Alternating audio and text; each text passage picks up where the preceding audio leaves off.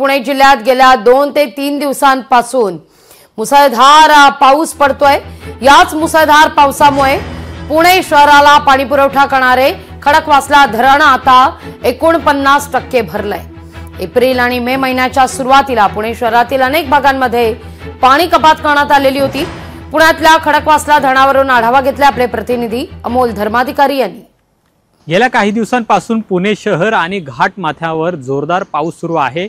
धरण क्षेत्रातही जोरदार पाऊस सुरू आहे आणि त्यामुळे पुणे शहराला पाणी पुरवठा करणाऱ्या खडकवासला आणि त्यालगतची जी इतर 3 धरणं आहेत या धरणांच्या पाणी साठ्यामध्ये आता हळूहळू वाढ होऊ लागलेली आहे। सध्या आपण खडकवासला धरणाच्या जवळ आहोत आणि खडकवासला धरणामध्ये सुद्धा पाण्याची पातळी आहे ती आता हळूहळू वाढू लागलेली आहे। जवळपास 49% धरण हे सध्या भरलेलं आहे। गेल्या वर्षी काहीसं कमी होतं, मात्र आता काही किंचितशी वाढ आहे ती सुद्धा झालेली आहे।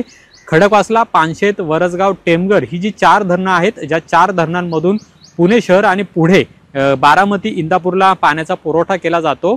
या 4 धरणांमध्ये जवळपास आता 19.62% इतका पाणी साठा आहे। पुणेकरांवर जी पाणी कपातीची टांगती तलवार होती ती आता दूर झालेली आहे। काहीसा दिलासा हा पुणेकरांना सुद्धा आता मिळालेला आहे, कारण की सातत्याने होणारा पाऊस त्यामुळे धरण क्षेत्रामध्ये मोठ्या प्रमाणामध्ये आता पाणी साठू लागलेलं आहे आणि सध्या आता आपण पाहतोय की 49% जवळपास पाणी साठा आहे तो या खडकवासला धरणामध्ये आहे आणि एकूण 4 धरणांमध्ये मिळून हा पाणी साठा जवळपास 19.62% इतका सुद्धा आहे। जवळपास 5.5 TMC पाणी साठा सध्या या 4 धरणांमध्ये आहे आणि त्यामुळे इथून पुढे जरी मुसळधार पाऊस झाला तरी समाधानकारक स्थिती आहे ती असणार आहे। पाण्याचा पुरवठा सुद्धा आता पुणेकरांना सुरळीतपणे होणार आहे। आज सकाळपासून धरण क्षेत्रामध्ये काहीशी पावसाने विश्रांती घेतलेली आहे, पण हवामान विभागाने आजही मुसळधार पावसाचा अंदाज दिलेला आहे आणि त्यामुळे दुपारनंतर पुन्हा एकदा धरण क्षेत्रात आणि पुणे शहरामध्ये सुद्धा मुसळधार पावसाची शक्यता आहे।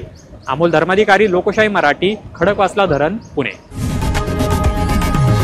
लोकशाही मराठी, ऐका, पहा, जागरूक रहा।